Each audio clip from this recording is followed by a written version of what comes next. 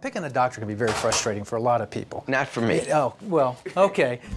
I joined Dr. Michael Roizen at his office in the Cleveland Clinic to learn how smart patients choose a doctor. I see that you have books, you've got degrees, you've got walnuts here. Is that an indication of a good doctor if they have walnuts on their desk? Well, walnuts are a good thing. They're a healthy fat. You don't want to see a cheeseburger and fries on the desk.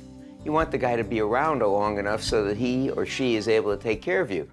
Dr. Roizen urges consumers to take a long-term approach in choosing a primary care physician. And you want it to be a long-term relationship, so you've got to be compatible.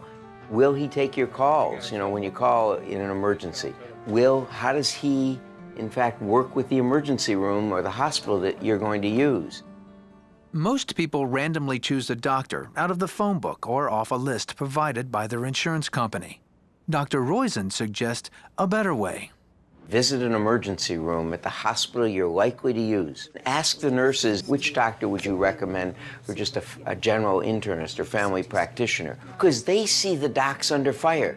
They know which docs call ahead for their patients. Nurse will say, well, Dr. John's a jerk, but he comes in and he's really attentive. Or she may say, Dr. John's wonderful, but he's not very attentive. What you want is both, obviously, and someone who's compatible with your personality. But talking about insurance, let's say I found a doctor that I like, but as luck would have it, he's not on my insurance list. And say to the office manager, is the doc on this plan? It's not listed, because often the plans lag a bit. If he's not, would you get him on this plan? The second thing is the reverse. Call the insurance company and ask them if they wouldn't put that doc on the plan because you've got their insurance.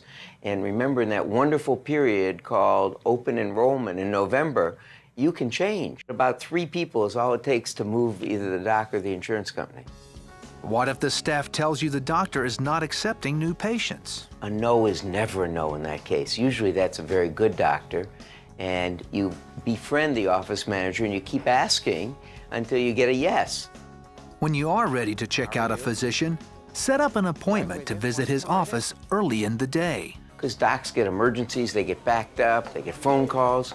But if you're the first one, it's unlikely they're going to start behind. And if they do start behind, that's probably not the doc you want to see because they're probably always late.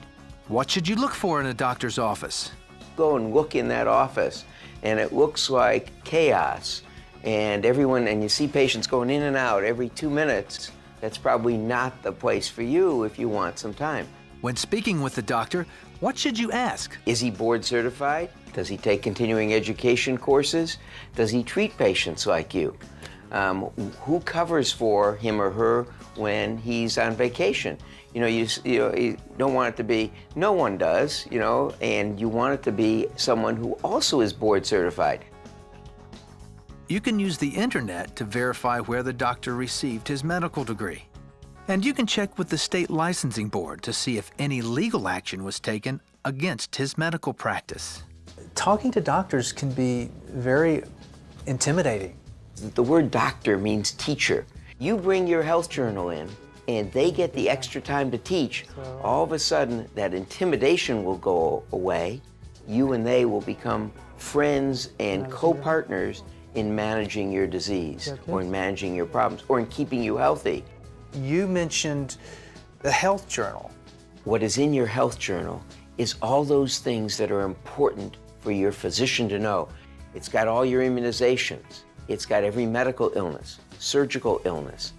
It also has things about your medications, all those you've ever been on, your allergies, and your family history. So if 4 relatives, 2 brothers, and 2 parents had colon cancer before age 40, you want to make sure your doc knows that. Make it easy for the physician.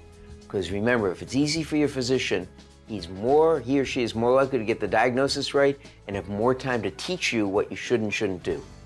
Dr. Roizen says being a smart patient can make a big difference in your overall health. You can really change your outcome. You can reduce your infection rates from 2% to 0.1%. You can decrease medical costs. You can, in fact, have much more fun in life if you just do a few things that aren't very difficult to do.